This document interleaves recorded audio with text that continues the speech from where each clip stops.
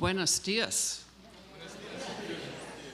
I understand we're going to be singing Spanish today, so I wanted to warm you up with a little buenos dias, but that's all I know, so we're good to go. Welcome. My name is Nancy McDowell. I'm a member of the Board of Trustees here at MLUC. Welcome, welcome to you here in this space, to those of you who are new or just coming back after a hiatus, and thanks for all of you connecting online. We all need each other in this time, in this world, even if it's an hour earlier than we wanted. Let me introduce our worship team today. Reverend John Morehouse, our senior minister. The choir is now so big that, whew, it's great. Dawn Star Saris Borchelt, Director of Learning and Family Ministries, to lead our time of all ages. Our worship associate is Deborah McKnight.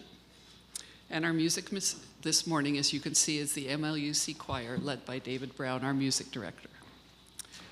One important announcement. The Family Promise team needs your help. A congregation that had planned to house the needy families has dropped out due to an emergency. So MLUC said we would step in, and it's next week.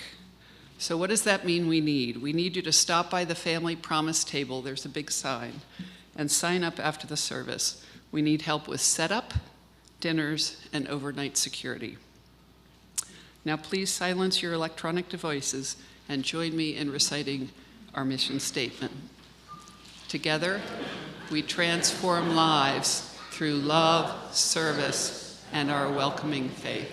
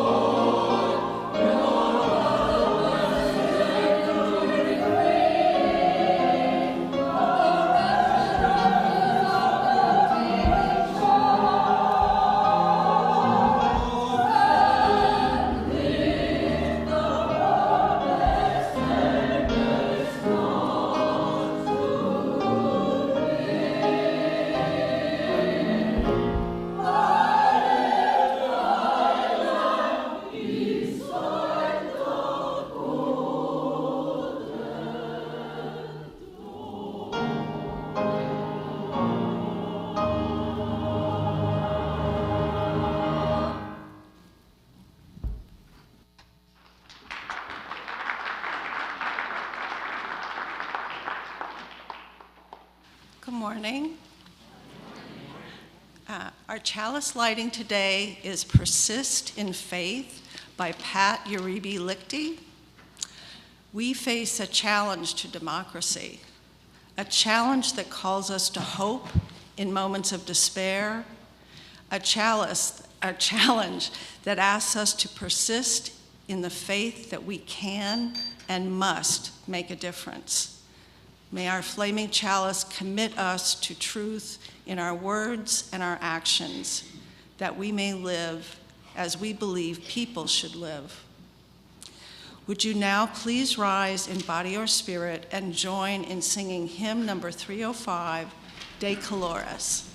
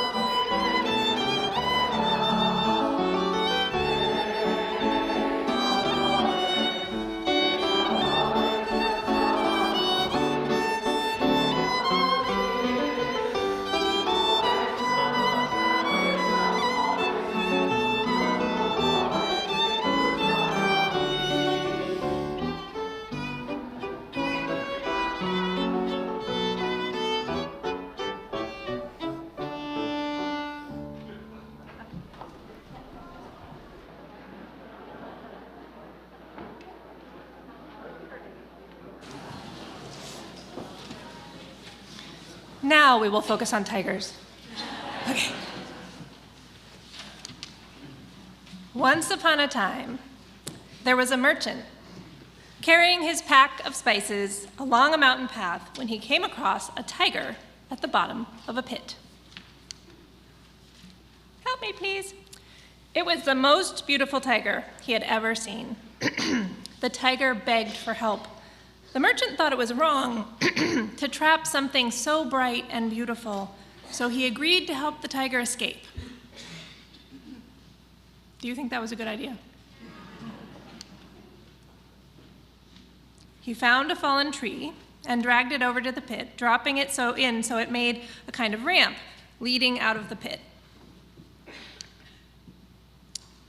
tiger climbed up the tree trunk. He flipped his stripy tail and smiled. The merchant smiled too. He was happy to have done a good deed. Then suddenly the tiger pounced on the merchant and said he was going to eat him. The merchant said that wasn't fair. That good deeds should follow good deeds, not bad deeds follow good deeds. They decided to have someone else judge whether the tiger could eat the merchant or not, which is a very restrained tiger, if you ask me.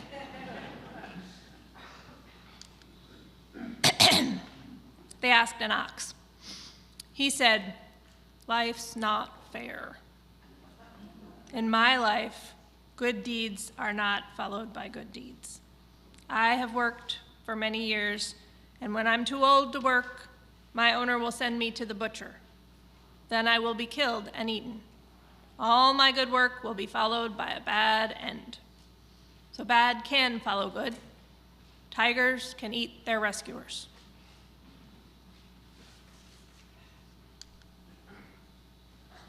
"Wait," said the merchant, "that was only one animal. We have to ask someone else." We could ask the pine tree. So they did. The tiger's very hungry. I mean, it would be if it had been sitting in a pit. The pine tree listened to their stories, and the pine tree said, "In my life, good has always followed good. I let the birds make nests and bring up their baby birds in my branches, and then the birds carry the seeds from my cones for miles, so that my baby trees grow all over these mountains. The more good I do for the birds, the more good they do for me. So life can be fair, and tigers should not eat their rescuers." The tiger and the merchant looked at each other. They decided they needed one more judge to decide the problem. The next animal to come along was a hare, and both the merchant and the tiger tried to tell the hare their stories at the same time. The hare couldn't figure out what they were saying, and she said they should just show her rather than telling her. So the tiger climbed off the merchant and jumped back into the pit. The hare asked if the branch was in the pit when they met, and since it wasn't, they took the branch out again. I like the way the hare thinks. Now the tiger was back in the pit with no way out. The hare said, "You should just leave the tiger in the pit," and hopped away. The merchant picked up his pack of spices and walked away from the pit. I wonder how you know who to trust. I wonder how you treat people who have helped you. I wonder how you think we should decide when people don't agree.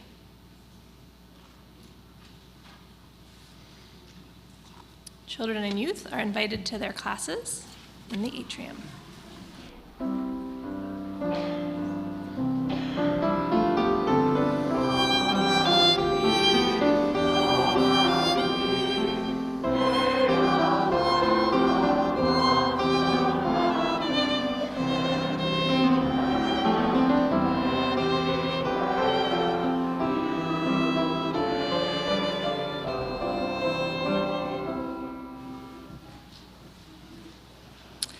Each month, we donate half of our collection to a worthy organization in need. The recipient of MLUC's offering outreach for March is the Darby Creek Valley Association.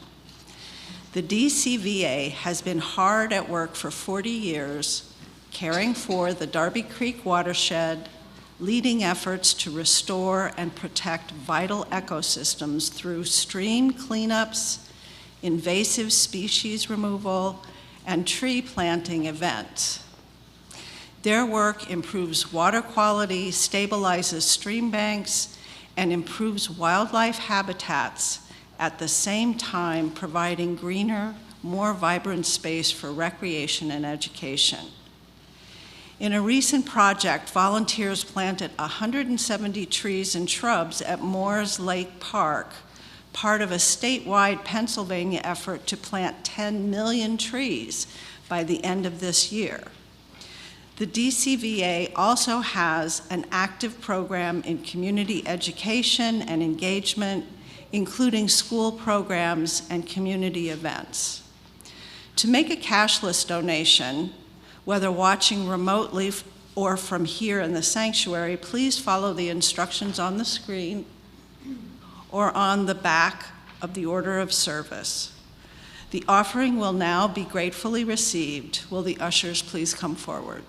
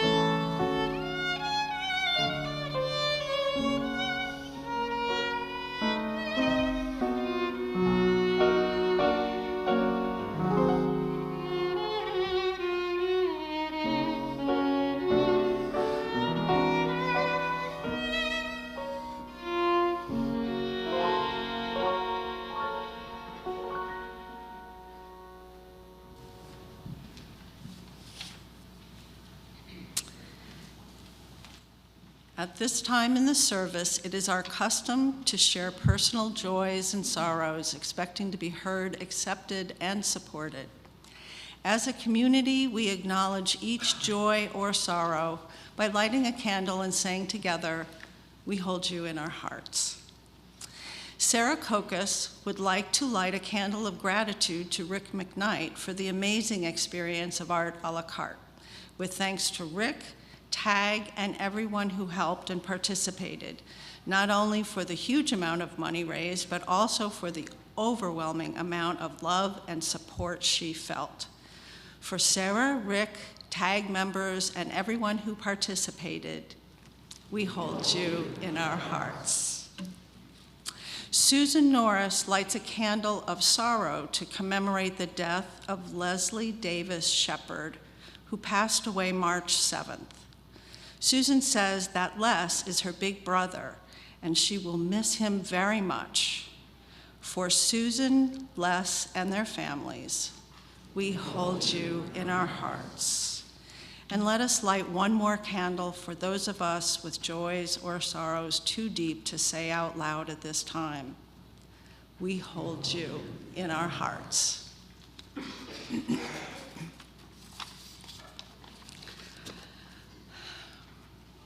Today's reading is A Brave and Startling Truth by Maya Angelou.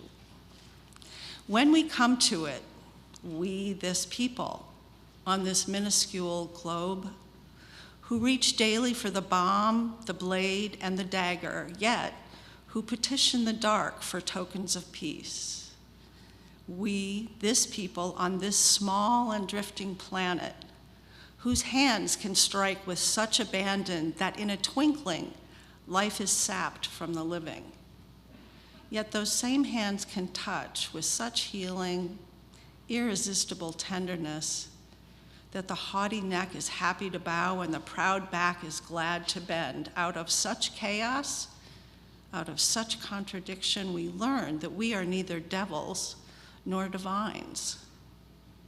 When we come to it, we, this people, on this wayward, floating body, created on this earth, of this earth, have the power to fashion for this earth a climate where every man and every woman can live freely without sanctimonious piety, without crippling fear. When we come to it, we must confess that we are the possible. We are the miraculous, the true wonder of this world. That is when, and only when, we come to it. Please join me now for a moment of silent reflection.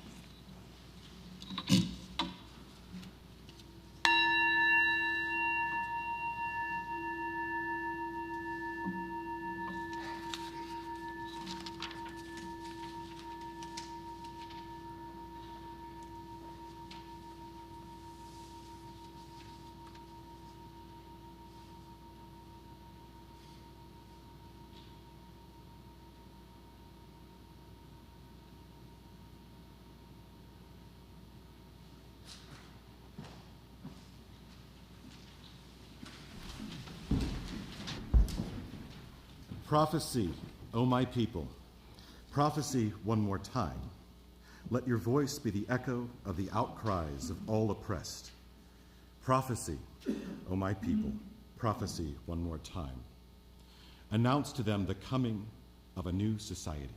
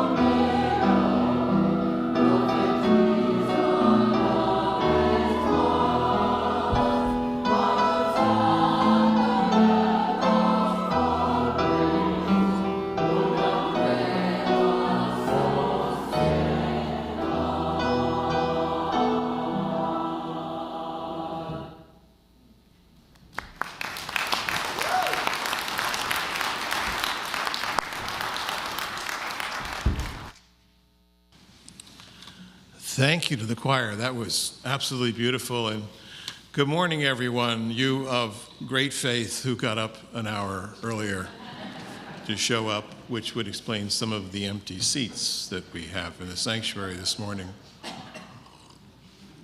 We don't really do guilt here, but I'll just leave that at that.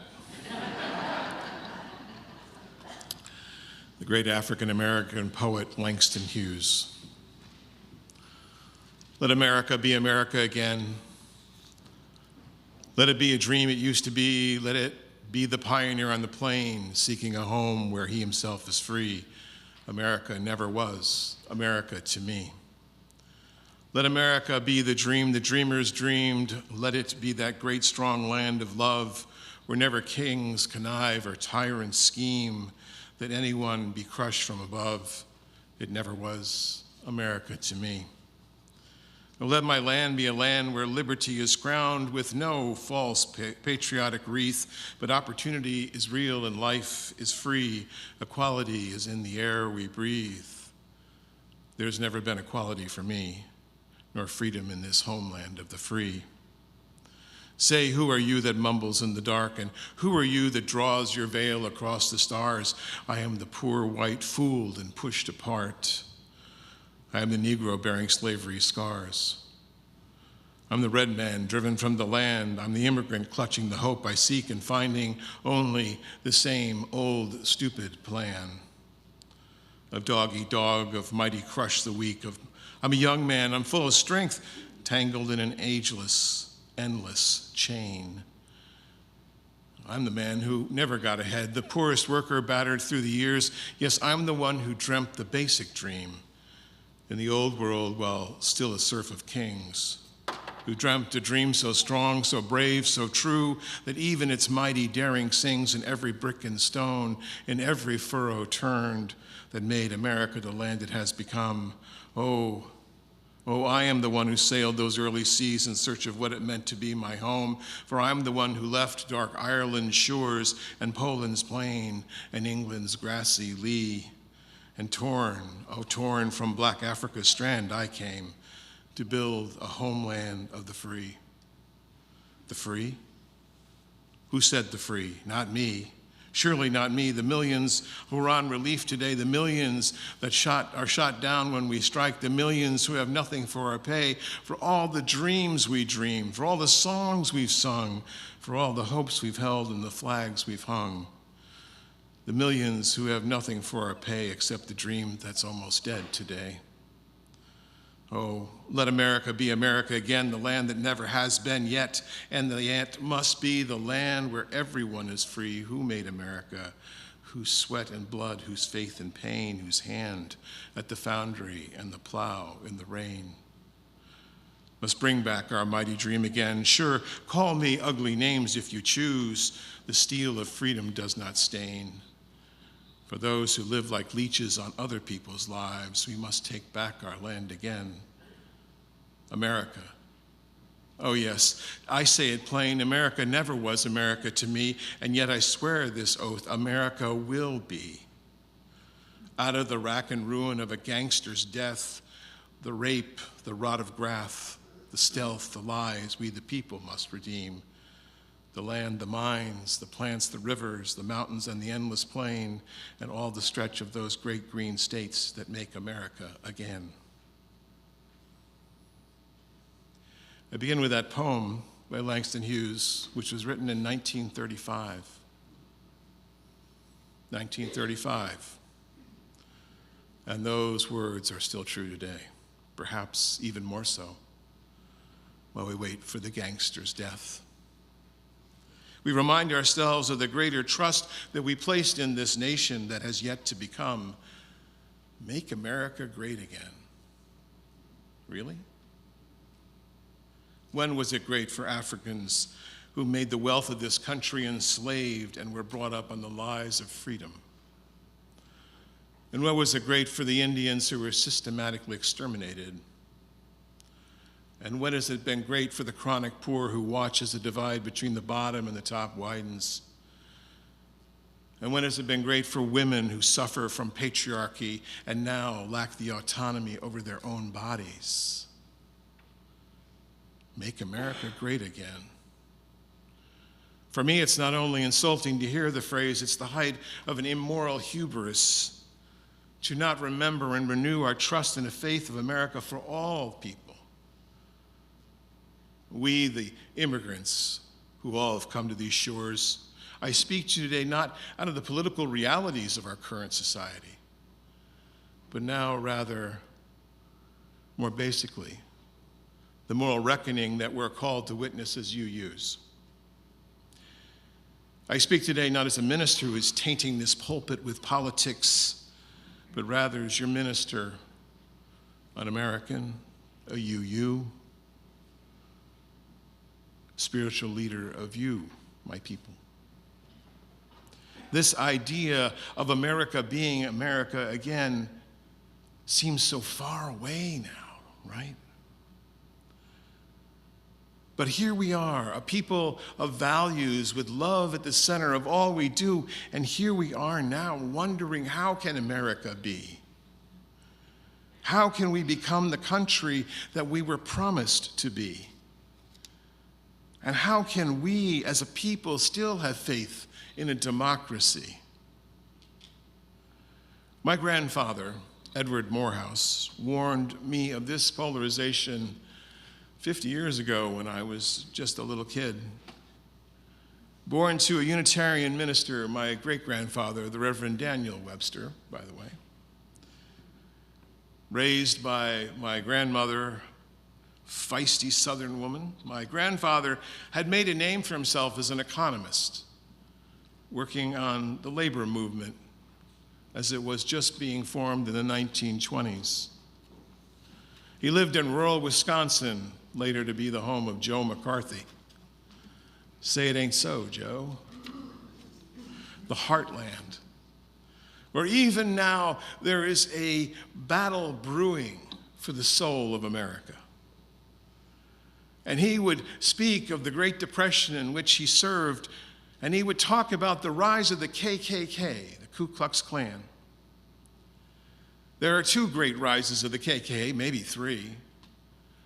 After Reconstruction, and when the federal government abandoned the southern states, and the Ku Klux Klan came to restore the racial order of white supremacist culture.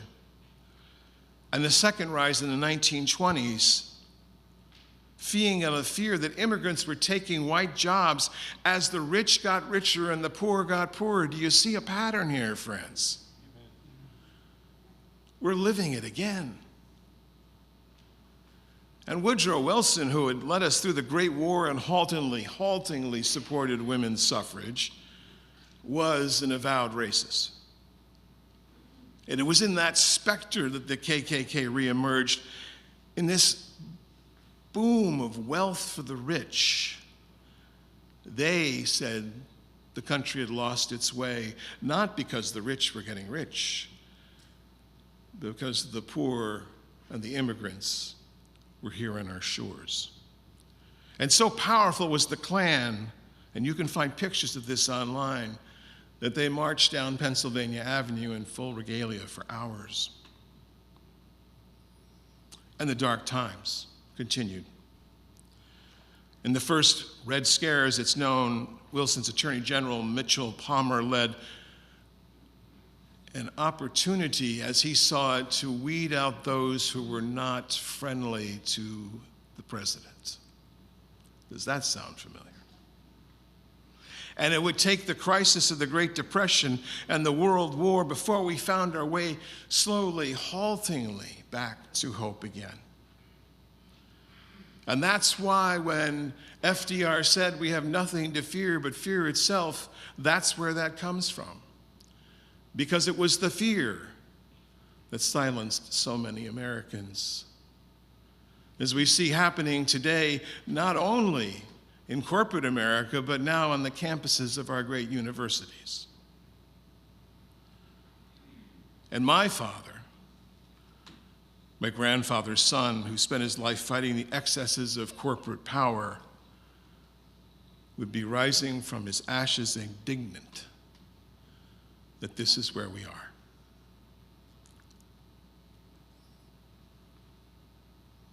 So I've been thinking a lot about this. It's been troubling me greatly. I feel on my worst days that we are in the midst of a moral abandonment. And I'm finding it hard, to be honest with you, to find hope. And I'm reminded over and over again of how powerful fear is in our lives, right?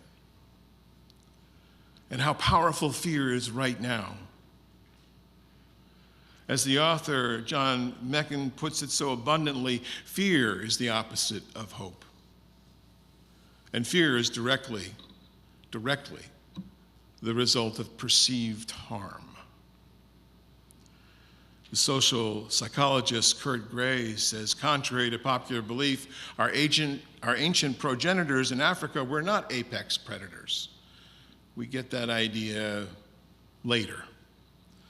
In fact, we were the ones being eaten. The hominid species all the way up and through the Neanderthals and the Homo sapiens. By the way, my major in college was anthropology, in case you didn't know. All of those folks were running scared for their lives. They hid in caves and they hid in the trees. Yeah, they had advantages. They could run, but they didn't go very fast on two legs. So we were the ones being eaten.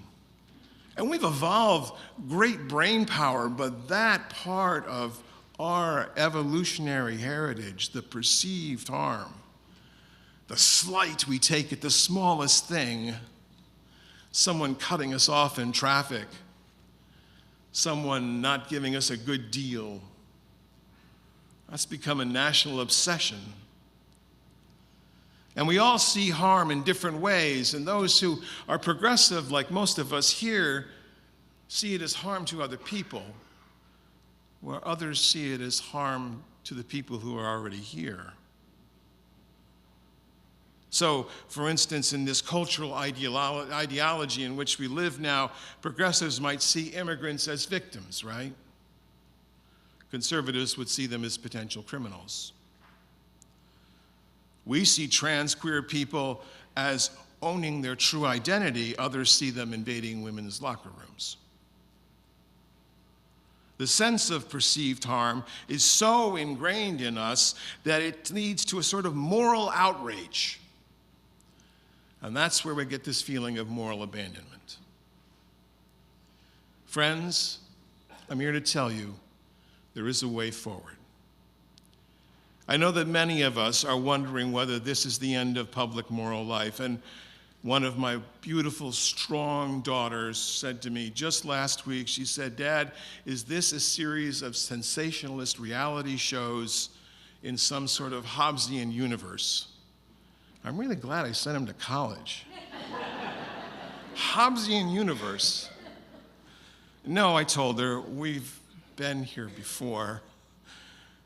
And somehow we'll find our way again, although we don't know that way yet. But for you, my beloveds, I want to lay a way forward. I believe that there is a way forward. I believe it's rooted in trust. I believe it's rooted in finding joy, such as we find on a Sunday morning. I believe that we will overcome polarization with millions of other people, one soul at a time. As Adrienne Marie Brown said in her beautiful book, Emergent Strategy, what we give energy to grows. And she also said that we always will do better starting small. America has been this polarized before. I would point to, well, the Civil War. That's polarized. Of course, that had a geographic advantage, as someone pointed out to me the other day. We're here not so much, but red, blue states, purple states like Pennsylvania. The Civil Rights Movement came close, or perhaps Vietnam. The fact of the matter is, there's more purple than the media would like us to know, because that's not how they sell advertising slots. They sell it as one writer said, as conflict entrepreneurs. Love that phrase, conflict entrepreneurs. We vastly exaggerate how much the other side hates us, by the way, just in case you're curious, us liberals. It might be human nature to disparage an outgroup, to think that the other side is stupid. And I know some of you thought this. I know I've thought it. Or evil. But we hugely disparage at our own risk. Because the fact of the matter is, by some studies, 2/3 of this country, 67% of Americans are what one author called part of the exhausted majority. Can you hear me? Who feels like the exhausted majority? And these 222 million people don't want to fight about politics or even think about politics, compared with the remaining 33% who are very politically engaged and who are loud. And that's on both sides, although we hear more from one side than the other right now. And here's the thing. The exhausted majority just wants government to get things done, right? And they want an economy where people can flourish, and we want to be out there helping the world, not setting it on fire. And the fact of the matter is that people who seem that are not like us are facing the same realities we're facing. Fear of the future, trying to keep their jobs, pay the bills, raise families, live into our best selves. One pundit said the other day, what actually may bring this administration down is not any of the things we're doing, but the price of eggs. Maybe. And I realize that many of us want this to civilly end, civility to be re-engaged in the public square. But we may have to wait on that. Because many of you have told me quite pointedly, as you should, we got to do something, John. What are we doing? We got to do something. What are we doing? So we're doing something. We have started to do something.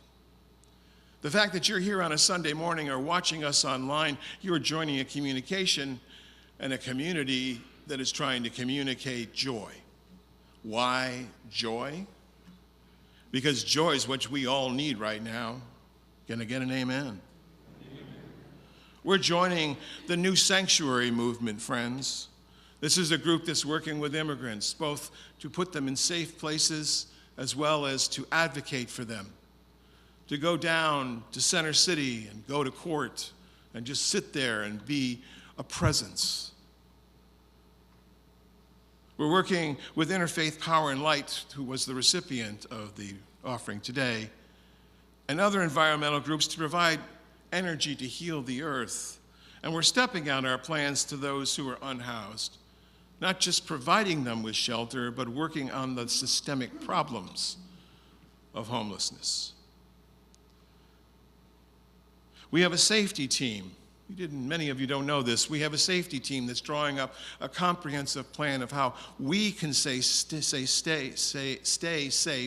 in this place. What do we do if someone disruptive walks through the door? How are we going to deal with that problem? This is more than fire drills, friends. This is pretty important. All the way down to how we'll deal with ICE if they come knocking on our door someday. We have a new action table. In addition to all the wonderful tables out there, there's one at the end called the action table. You can go there, you can find out something you can do individually, but more important, we're starting to gather the strength together to do things as a congregation. I and some of your leaders were at an event yesterday down in Wilmington, Delaware, a UU event, on how we strategize and help ourselves get the strength we need for the work ahead. I'm a great fan of the organization Indivisible. I think we should start a chapter here at MLUC. It's time. And we need your support now more than ever. This is the second week of our annual operating fund drive. You didn't think I'd forget about that, did you? And we've had some amazing success in that first week. $325,000 towards our goal of $750,000. 1 week. Friends, I don't care whether you're a member, friend, curious. Can you help us by making a pledge for the next year? 100% participation has always been my goal. This congregation, which is a cradle of so much hope in a world that seems so bereft of hope, is trying to change the world, one community at a time. And it turns out that trust can be reimagined, and I believe that we will have to reimagine how we work and live in the world. I've said this before, but we are living in a time of hope and rage. Hope and rage. The rage is what elected Donald Trump. People, ordinary, hardworking people, at the mercy of an oligarchy that's right out front now, that's monetized every part of our lives, from the cost of eggs to the right to health care. And these ordinary people are not evil people. We've got to get that out of our heads. There are people trying to find an answer. And that's where religion comes in, because we're that third place between a family and a political body. We're the third place where you can reimagine something more beautiful than what exists now, and you can act on that imagination. And maybe that acting is as simple as singing on a Sunday morning, and maybe that acting is reaching out to someone that you've never met yet. Because the importance of imagination, said the scholar Stephen Esma, is that we have a power in it. A power to construct realities that could be, as in the America that could be. It helps us envision an alternate reality where justice does exist. And we dream of our ideals, because if we don't dream of our ideals, we are lost in the quagmire of despair. Now, humankind has forever been coping with crises. Societies are always coping with crises, and they'll do that, as Faulkner said, to the last red and dying evening. But we need to remember that the darkness of our history has been overcoming our past. And I'm thinking of the racism of the 1920s, the destitution of the 1930s, the wars of the 20th century into our own century, and the barbarous treatment of humanity, especially the most vulnerable, children, women, queer people, the poor, refugees, and especially people of color. We need to face the fact that racism exists in this country, it exists in our society, it exists among us here. And we will be revolted by that, and that's good, because that's how we get to redemption. Revulsion, then redemption. And I think of the great John Lewis of blessed memory, when he was beaten at the Edmund Pettus Bridge in Selma when they tried to cross it the first time. He said, in the final analysis, we are one people, the family, one house, not just the black and white house or the house of the South. We're the house of America. We're playing the long game, friends, in case you haven't noticed. And now I think this congregation is becoming, and I love this phrase, an island of coherence. Because here we can put it together, sort of, right? When a complex system is far from equilibrium, there are always small islands of concurrence, of coherence, that arise in a sea of chaos. This is a physical and chemical fact. It's also a social and cultural fact. We are that island of coherence in which we try to make some sense of the world. And there's more we can do. And I've read some of the things that have been posted recently by you all and others who say, we've got to fight now. We're going to lose our chance. The world's coming to an end if we don't do something now. Friends, I don't believe we can fling ourselves into the Leviathan and come back as anything other than emptied out. I believe we need a prolonged, as the poet Shannon Willis put it, a prolonged soft resistance. Soft resistance. The mycelial strategy of weaving beneath the surface, unsettling rigid structures with slow and, as she said, persistent entanglement. It does not meet violence with mirrored fists, but with supple intelligence, like a willow bending just enough to redirect the force and send it spiraling elsewhere. A soft rebellion is the way water carves stone.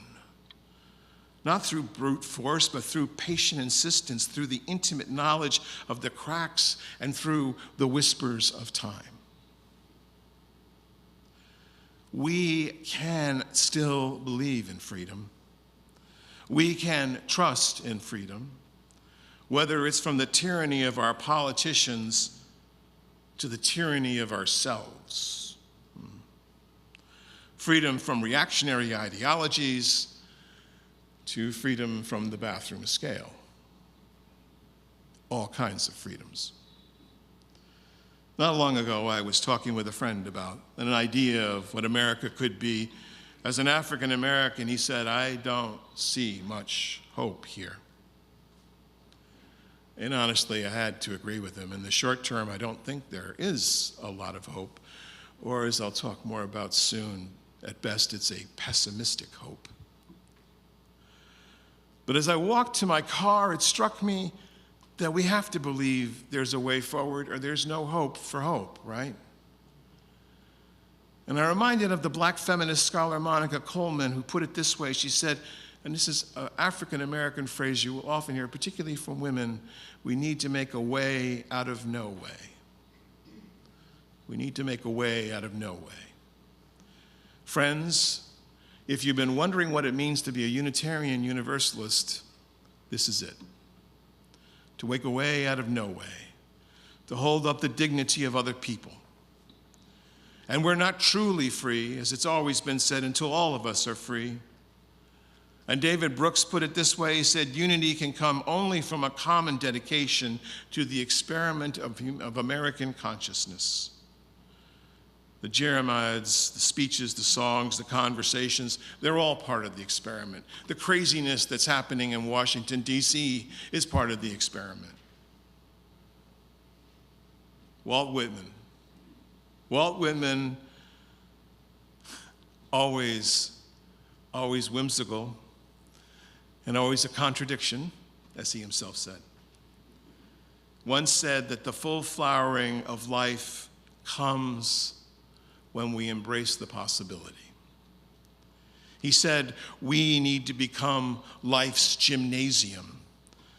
We need to become freedom's athletes, strong and equal women, courageous men, deep-souled people capable of changing the world one soul at a time. In other words, friends, to trust in America again will take all of us.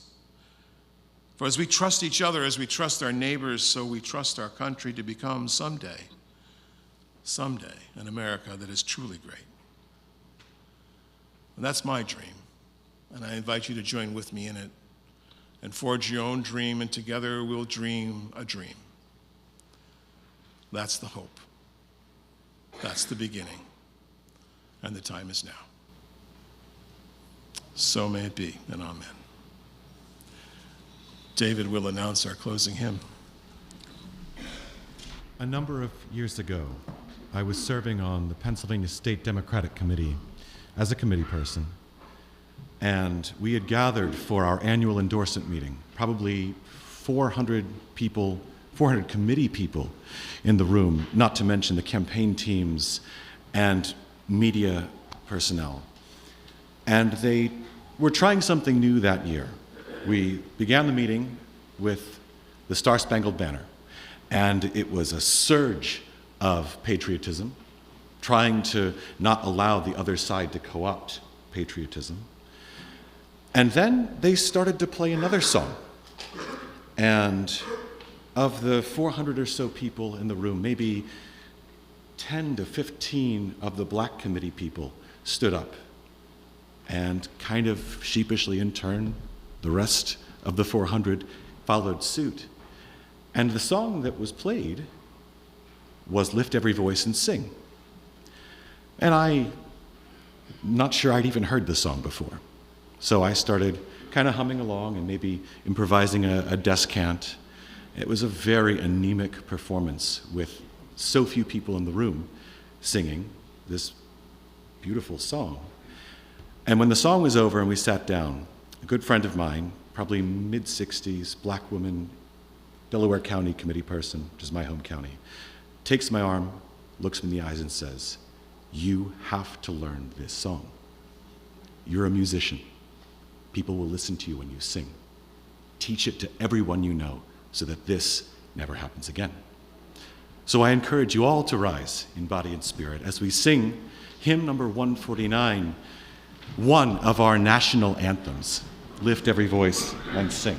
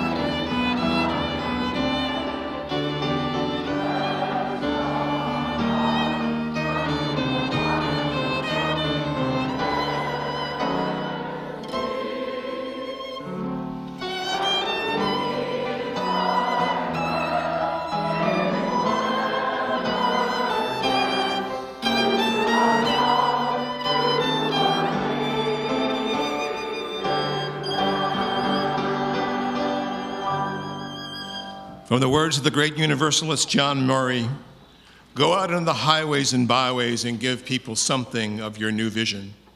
You may possess a small light, but uncover it and let it shine.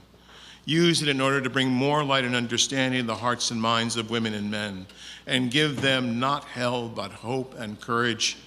Preach the kindness and the everlasting love of God. For now the service truly begins. Please be seated for the prelude. So I am moving with my heart, so I am leaving with a drum. I sing to you all day long with affection and joy, so I am leaving with a drum, with affection and emotion.